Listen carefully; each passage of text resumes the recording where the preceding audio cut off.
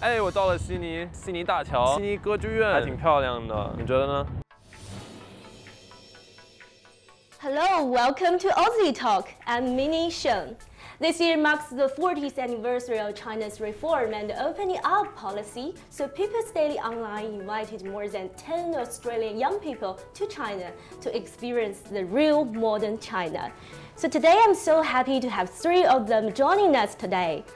Say hello to the audience, guys. Hi everyone. Hello, my name is Theo. I'm currently an honours student at UWA studying Asian Studies. My name is Austin and I'm a student at the University of New South Wales studying a Bachelor of International Commerce. My name's Angus. I'm currently a university student at Sydney Uni, majoring in finance and Chinese. Well, regarding the Chinese cities, I know each of you went to many Chinese cities this year, so where did you go? This year I went to Beijing, Shanghai, Wuhan, and a really small town called Nanfeng. I went to Changsha, Xi'an, Nanjing, Yixing, Guangzhou, Hangzhou. All in this year? Yeah. Wow. I went to Dongbei and then I went to Changsha. So among all these cities, which city impressed you most? This year I'd probably have to say would be Nanfeng, home of the mandarin in China, actually the fruit. So I got to try some really gorgeous, very sweet mandarins. It would have been Changsha because of the reason I went.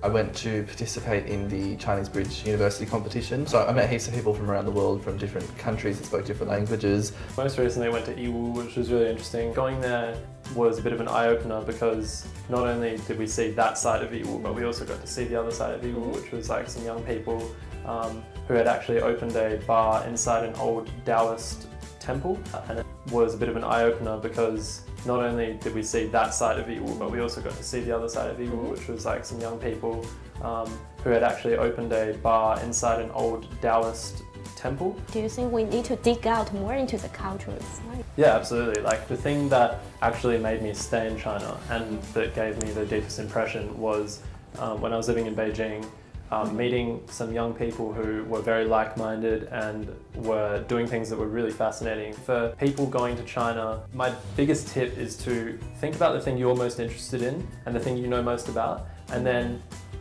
try and find people in China that also have those interests, and they're gonna have a different take on it. Well, I also heard, Angus, you also went to some Hangzhou, some other cities you want to mention to us? Oh yeah, I spent some time in Hangzhou last year for about 5 months. I was studying there at Zhejiang University. There's a tea plantation called the Longjing tea plantation right outside of the city. Harvests dragonwell tea, which is a really sought after tea. Yeah, as you know. That's the most well-known tea in China. Yes, really highly demanded tea in China. Okay, so Austin, you also mentioned you went to Xi'an this year. So Xi'an is quite famous. Many foreigners go there. It's also the capital city of 13 dynasties in ancient China. Yeah. So what did you do there? The last time I had actually been there was when I was 16 years old. I was on exchange at the time, and so going back this time 3 years later was actually really cool to see it again, especially because last time I went it was quite busy. So when I went to the Terracotta Warriors this time, I could actually really see them and enjoy them, and it wasn't like, you know, an ocean of like selfie sticks and people trying to get like a photo. Everyone has yeah. sticks.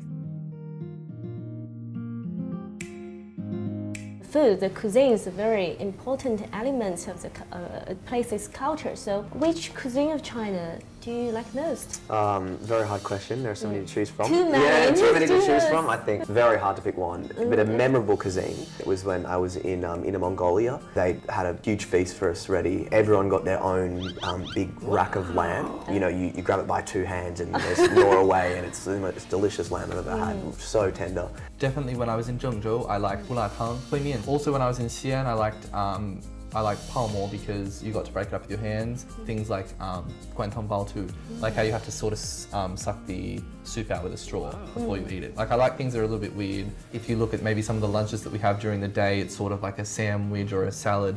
Whereas in China, it was like up to 5 times a day of eating like hot food. I actually like gained 20 kilos when I was 16 in China. Wow. Yeah, I was, yeah. Yeah, it's so many. Yeah, I was eating a lot of food there. Now how can you become so fit? I came back right to Australia. Oh, that's the reason. Yeah, and I stopped eating all this really great food. Have salads every day. Can't afford that much food. Exactly right. My culinary experiences is that they're all non-meat because I'm a vegetarian, vegan. Yeah. So And I was pleasantly surprised, to be honest, by the amount of vegetarian options there were in China. Yeah, there are a lot, aren't there? Like speaking of Yeah. Xi'an, like I remember one week I had your mian every meal of every day for like a whole week, and I felt like I was your mian at the end of it. Maybe the most unforgettable food for you Yeah. in China. Have you ever tried some like weird food in China? I remember the first time trying tea dan. And like, It sounds yes. yeah, and I was just like really turned off by the color and like the texture. But you know what? I tried it and it was just really salty, and like I like putting it in zhou. Oh, you It's like really great, salty yeah. food. Well, thank you so much for you guys to joining us today, and I'd also like to thank Park Kayak for providing such beautiful spot for us to filming this episode. Thank you for watching, and please follow our Facebook about People's Daily, and make sure you stay with us next time. See ya, bye. Bye.